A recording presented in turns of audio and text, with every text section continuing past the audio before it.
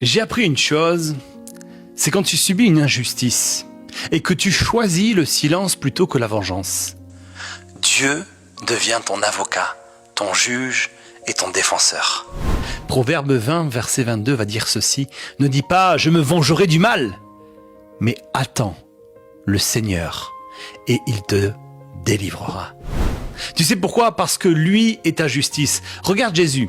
Il a été conduit comme un agneau à l'abattoir, silencieux, sans riposter, sans se défendre, sans rendre le mal pour le mal, mais il s'est tu.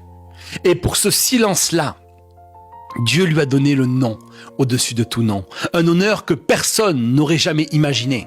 Et ce principe traverse toute l'Écriture.